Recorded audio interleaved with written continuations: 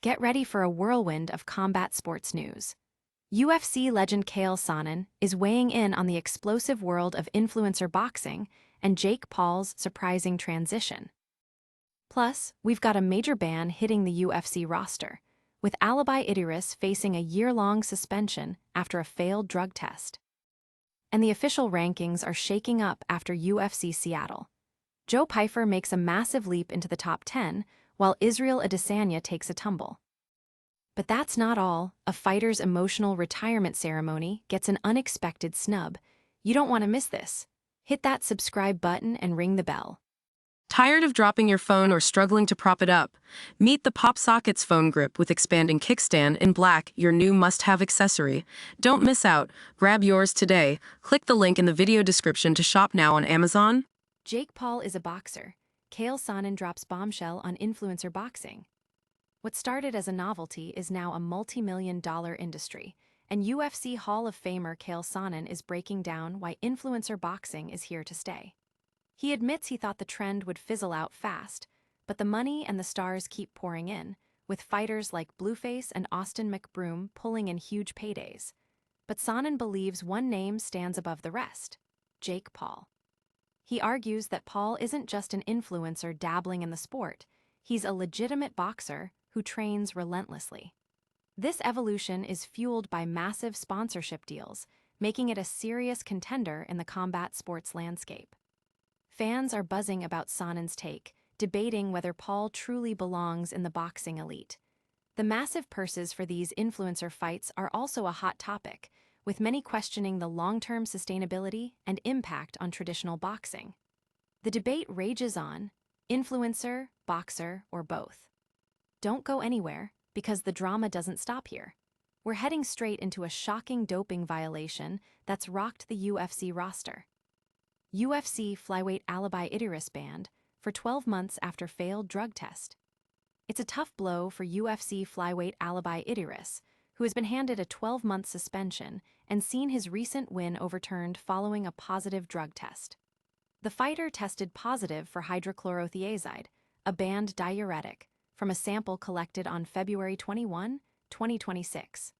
Idiris confessed to using the substance to help make weight for his fight, leading to the strict penalty.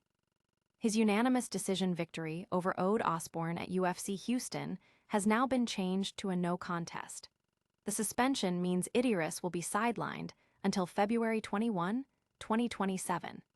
This situation highlights the UFC's strict adherence to its anti-doping policy and the serious consequences of using banned substances.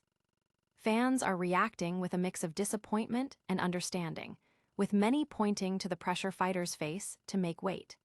The Combat Sports Anti-Doping Agency's decision sets a clear precedent for future violations, emphasizing the importance of clean competition in the sport. But the shakeups aren't just in the anti-doping realm. The official UFC rankings just got a major jolt. Joe Pyfer cracks top 10. Israel Adesanya falls after UFC Seattle shakeup.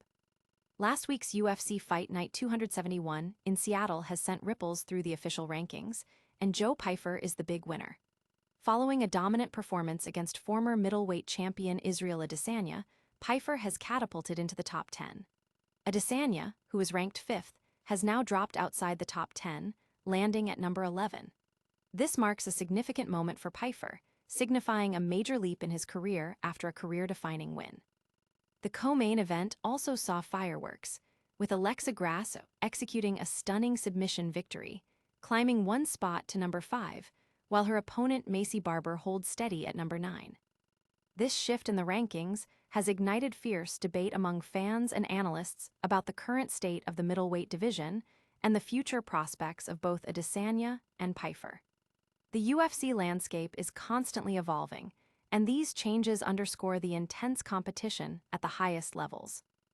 And speaking of fighters making their final walks, one UFC veteran experienced a retirement ceremony unlike any other. Niko Price's retirement snubbed. UFC Seattle ceremony misses the mark.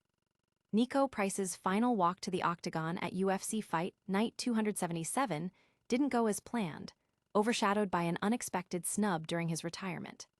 After stepping in on short notice to face Michael Chiesa, Price was quickly submitted in the first round.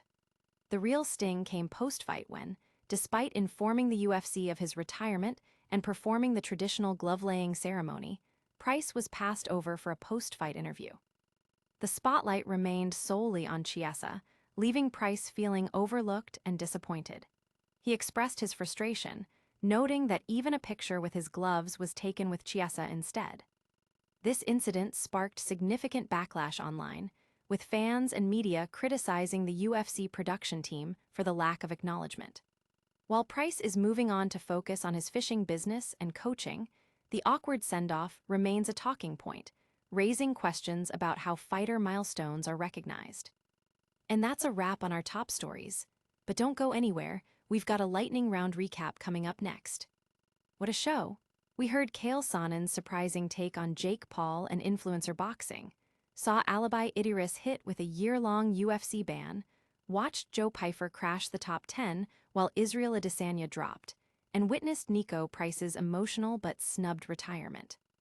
Don't forget to smash that like button, subscribe for more action-packed combat sports news, ring that notification bell so you never miss an update, drop a comment with your thoughts on these stories, and follow us on all social media platforms for behind-the-scenes content.